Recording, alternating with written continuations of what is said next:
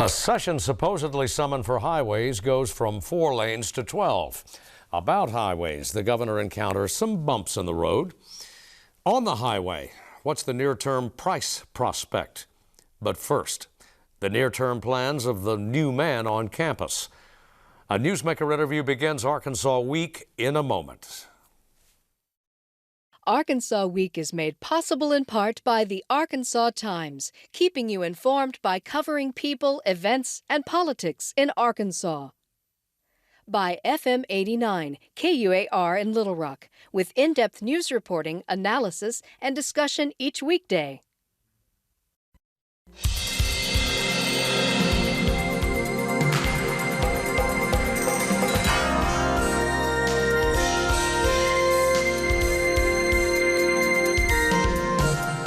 This is Arkansas Week.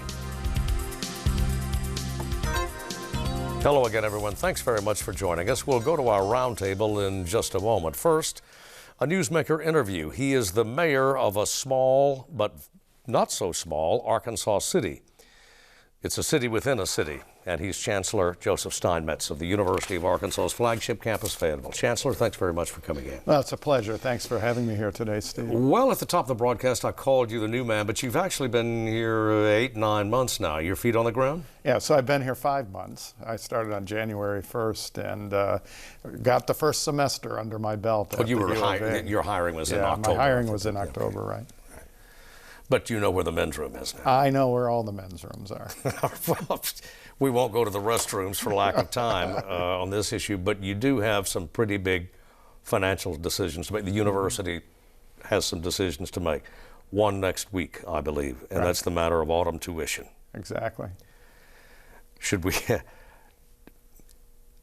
I don't anticipate that it's going to remain static. No, we're trying to keep the increase on our students to a minimum, so we'll probably be in the 3% range, somewhere around there, with an out-of-state increase that's higher, about 6% on out-of-state. The major reason is the out-of-state rate is fairly low compared to our competitors, and so I think there's room to increase that a bit more. Now, by competitors, Chancellor, you're talking about Texas, Missouri? Yeah, Texas, Missouri, I think Alabama, Mississippi, and Tennessee are also competitors of ours for out-of-state students, and so there's some room. And in fact, when I've looked at the numbers, we have about 20 institutions that we compare ourselves to, including the SEC schools, but some of the other neighboring schools that aren't in the SEC. And of the 20 of them, we rank about 15th or so in both in-state and out-of-state tuition. So we're fairly low. We want to keep it that way because I think access to the university is really important for everyone. I can't think of a 4-year institution, or for that matter, if there are any 2-year institutions in Arkansas that have addressed the issue yet this year that have not raised tuition. Where's the end? Is there? Yeah, I think the reason for the increase in tuition uniformly across the state, and for that matter in other states as well, is the fact that the state budget for higher education has rarely increased anywhere. And the operation cost, of course, increased, particularly salaries. We still have to remain competitive with not only those 20 institutions that are on our list, but also nationally, because we do play on a national stage at the University of Arkansas. So what that means is that the tuition and very few other sources of revenue are what's left. I do believe, and I think we're reaching that day when tuition is going to be fixed to about the cost of living increases or inflation, because we're in danger, I really think, even in state institutions, of pricing ourselves away and out of the reach of students. So it's the end in sight is in sight, I think, of any kind of increases that we used to see. That being the end would be, even with modest inflation, would be just a new beginning, right? So what we have to do is work on other sources of revenue to support the university, and some of those sources include doing a better job of fundraising, particularly fundraising for scholarships, because scholarship dollars offset the cost of education. But the other sources are partnerships with our business in industry and funding portions of the university, particularly internship programs and that sort of thing that I think benefit the student, benefit the state, and certainly benefit the businesses that are engaged. Well, looking at the political climate, and I don't mean just the current gubernatorial administration, but the general, so the entire cultural, political tableau of Arkansas at the moment, and in the foreseeable future, do you see much prospect of significant increases, even modest increases, in higher education funding at the state level? Yeah, at the state level, I do not. In fact, my planning for the next 3 to 5 years in that sort of window is to just assume a flat funding situation, and then to continue to work on making our case to the governor and to the state legislators about the importance of higher education, and particularly the importance of the University of Arkansas, and then to be pleasantly surprised if we actually saw an increase of any kind that comes to the university. The matter of student debt has become obviously a favorite talking point, even shouting point, in this presidential campaign. And certainly it is a problem because many of us know young people who are leaving with that BA, turning around and seeing a significant debt burden over their heads, their families' head. Any way to arrest that? There are things that we can do much better. For one thing, when I talked about raising scholarship funds, I think the debt discussion really should be what's the out-of-pocket expenses there are for students. Scholarships help lower that out-of-pocket expense. That's one thing. Second of all, we've just got to do a better job of getting students through in 4 years instead of 5 or 6 years. So that, to me, is the single one thing that we could do to lower the cost of education, because those last 2 years, that 5th year and 6th year that some of our students spend, are where debt occurs, because they run out of family money, they run out of their own money and start taking loans out increasingly as they spend more time in school. So that's one very concrete thing. So what do we do there is I think we build help for students at the university to allow them to transition through the university more smoothly. So help to students in areas where they're struggling, making sure that we don't have bottlenecks that occur in courses that they can't get at the appropriate time. And all of those things to work towards a 4-year graduation and not a 5 or 6 year graduation. So that's something I think that could significantly impact student debt.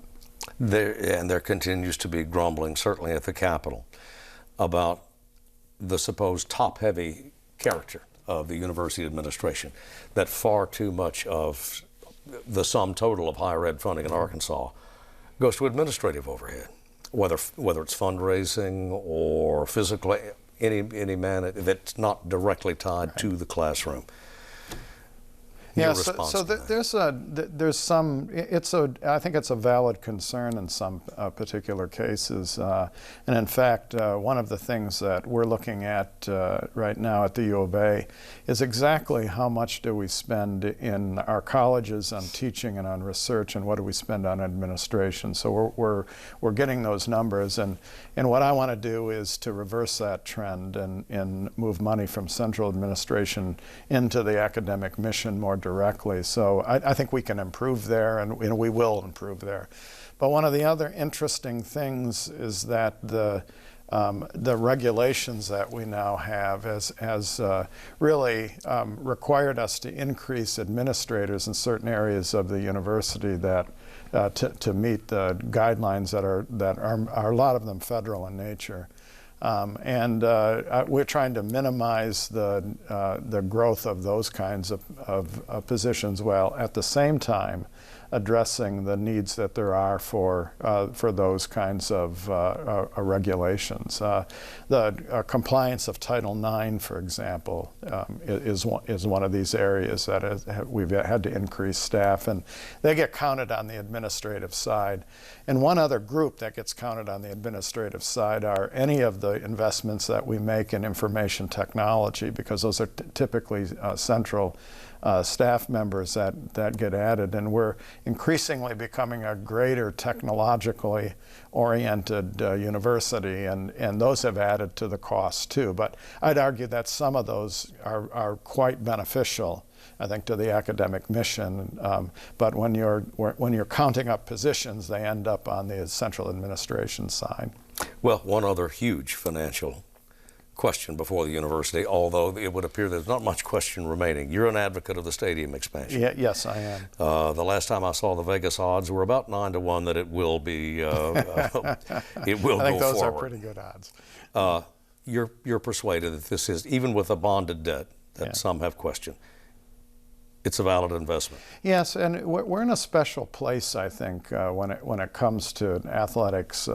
First of all, we're one of only about 20 or fewer universities in the country that there is no tuition transferred. In other words, no central funds transferred, no fees levied on our students for the athletic program. They are self-sustaining, and in fact, return money back to the university every year, $2.5 million in hard cash as you think about it, but also several $1 million in other areas, including scholarships and support of the marching band and some other things.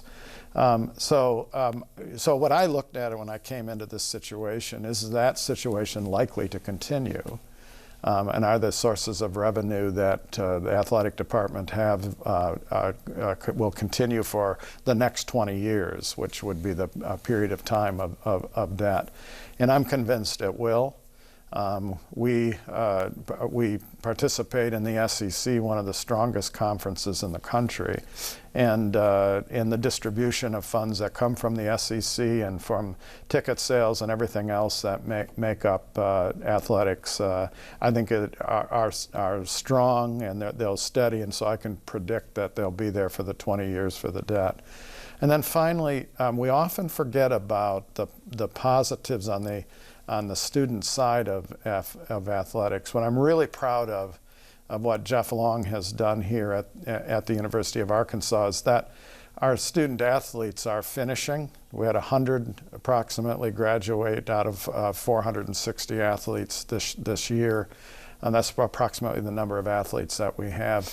And they're doing so in a strong manner. The GPA, for example, of our student athletes for this last semester was a 3.25. So they're making contributions as students as well as athletes. And I don't think I would be as strongly supportive of any facilities or anything to do with athletics if I didn't think that these students were getting a good education at the same time.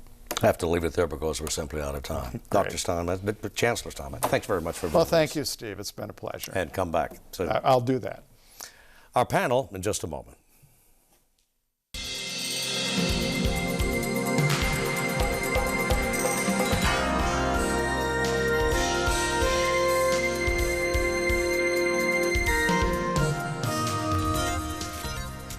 And we're back, everyone, and thanks for joining us on the roundtable. Hal Bass is here from the Political Science faculty at OBU, and Wesley Brown from Talk Business and Politics in Arkansas.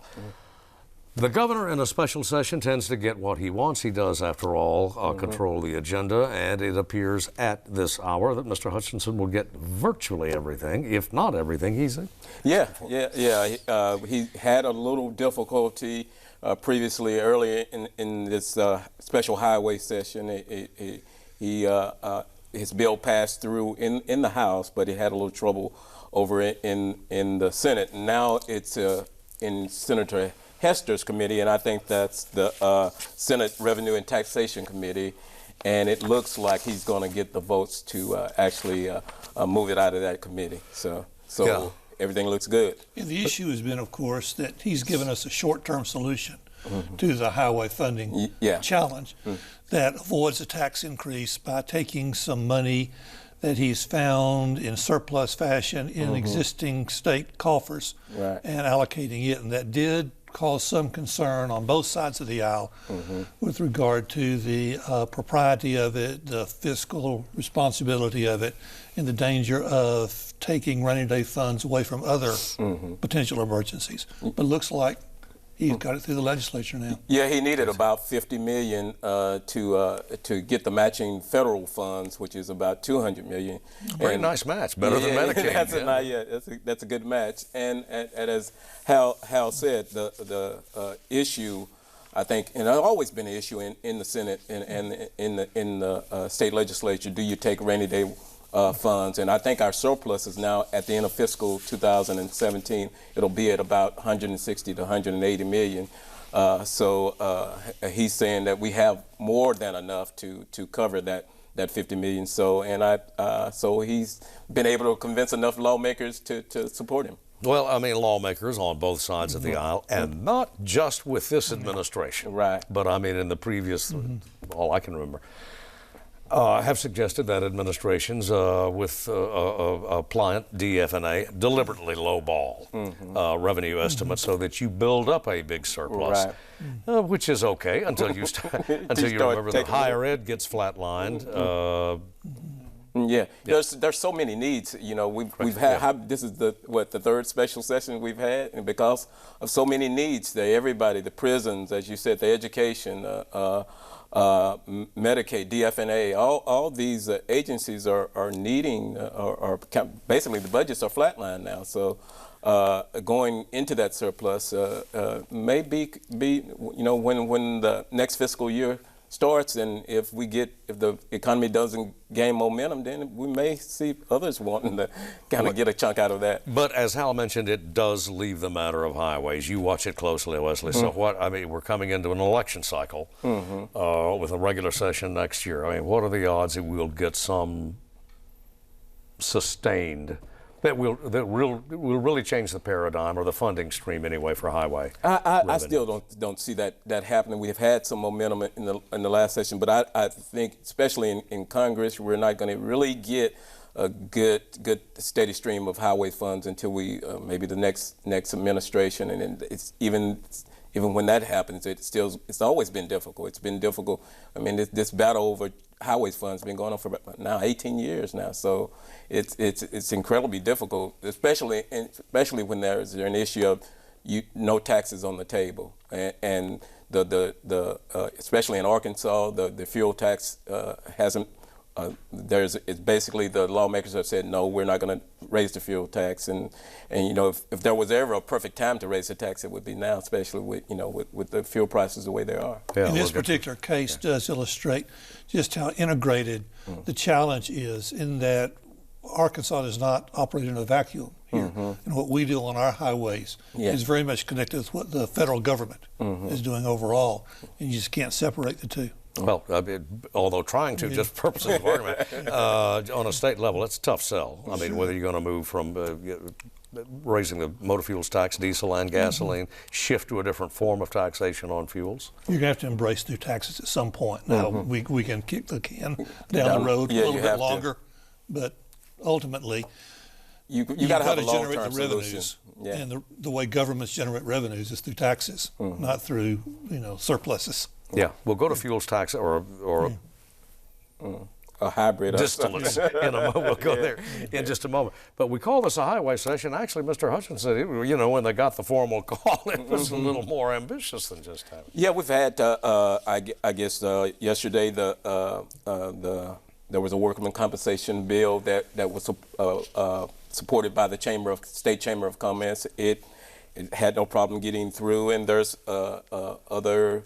On school elections, education, so there's a number of bills out. So it wasn't so much as just a highway session. It was a number of issues that have been addressed that would normally be addressed in a regular session. So, and this school election thing is looming in that we did change the rules for school elections. We traditionally held them in September. We're now authorized to hold them in November in conjunction with the general election. Right. The problem is the right hand doesn't always know what the left hand is doing. Yeah. And there are some existing laws governing school elections that mandate a distinctive ballot for that school election, and trying to integrate that into a general election ballot was going to create enormous problems for election administrators, but also for voters in terms of confusion. Yeah. So this is a Band-Aid to try to fix the problem before November arrives. Yeah, can you imagine just going to the ballot and just seeing all that on one ballot during a presidential season? And we also understand, at least in theory, that reforms lead to unanticipated consequences. We do not know what it's going to mean for school elections to have them conducted in the context of the general election. Well, it's conventional wisdom that a lot of folks, when they go into the ballot box, look for yes, no, no. There's concern in the school community over the prospect of millage. Well, certainly you have a much bigger electorate participating in November as opposed to September. And the question always is, who are these folks who are voting? And are they going to have the school's needs and interests? And as well on the K-12 front, a pushback against academic distress. Or designation by the state. Yeah, there's been, especially, and I think a lot of this come out of what's happening in Little Rock, in the Little Rock district, is that this momentum has taken place, and now it looks like the State Department of Education is gonna wants to kind of embrace that and maybe move a little slower on these districts that are having trouble meeting the state and federal guidelines. Well, once again, we're seeing the connections between state and federal action. Since 2002, we've been operating under some federal mandates imposed by No Child Left Behind that do mandate student testing and measures of academic performance and penalties for schools that don't measure up. We've got a new law on the books as of 2014. And what the state is doing is taking advantage of an opportunity to buy a little time to adjust to this new set of rules by backing off or pausing, I guess, in the imposition of these grades that are that are set forth annually. Now, a lot of the carrots and sticks do remain in place, but the actual grading is going to be on hold for a while. Crude oil. Crude oil this week almost neared $50 a barrel until news came out that some of our stock, we still got an overabundance of crude oil in the American market. But what you're seeing is crude oil starting to rise, and 2 months ago it was around $30 a barrel, it's now $50 a barrel. What that means to the consumer is that going into the Memorial Day weekend, the vacation driving season, you're going to start to see pump prices inch up a little bit. They're right now around $2 per gallon in the state of Arkansas on average, but I think you'll probably see them in around $2.30, $2.40. It could get as much as I would say $2.30 around Labor Day. That's the window between Memorial Day and Labor Day is you're starting to see gas prices inch up. And I think the other thing that we should say about the crude oil prices is we have to continue to watch what happened in OPEC and in countries like Saudi Arabia. State, federal, and global connection. Watching that, see what happened in that crude oil price could, as we saw it go way down, you could see it jump way back up pretty quickly. And again, these fluctuations have, I guess, differing consequences. The national economy and the global economy was dragged down by falling crude.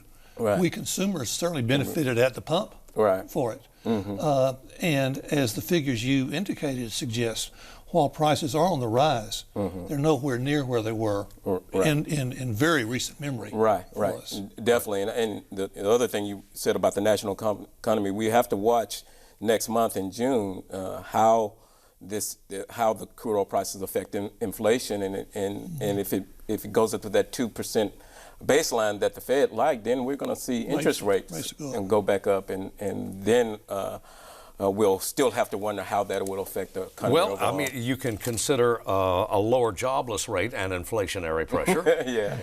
But still, we welcome the news. Wesley, that we had another just reported Friday morning. Right. Our jobless rate is now at 3.9% in Arkansas. That's the lowest ever. Also, our employment is at about a little bit over 1.3 million employment total. That's the highest total we've ever had, total number of employed people. So our state workforce is brimming, but there's still some issues out there. The state numbers don't take into account the agri economy and the special, which is in South Arkansas and the Delta, and that's really in a depression right now. So these numbers, while they look good, they still have some. When you look more closer to the numbers, there's still some issues within our state economy. We have jobs, but are those jobs great paying, and are the people working in the areas they want to work in? Well, I was just going to say, who are you going to believe, the data or your lying eyes?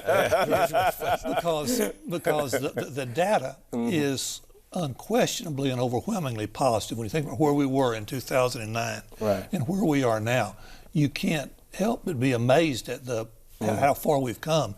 And yet, because of what you were saying, there is a widespread perception that the recovery has not lifted all the boats equally, and a lot of folks are still frustrated and suffering under the current economic conditions. Yeah, well, in fact, it hasn't lifted all boats equally. The Chancellor and I were chatting just before the broadcast began about how a shrinking available labor force or low unemployment means it's a lot easier for people who haven't had a raise in front to find better paying jobs. Right, and sometimes that means going elsewhere. Yeah.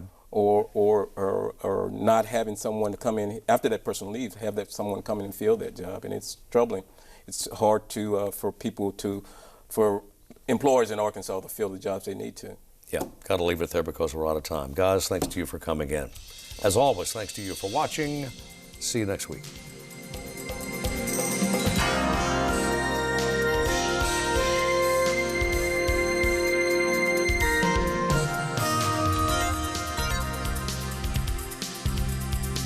Arkansas Week is made possible in part by the Arkansas Times, keeping you informed by covering people, events, and politics in Arkansas. By FM 89, KUAR in Little Rock, with in-depth news reporting, analysis, and discussion each weekday.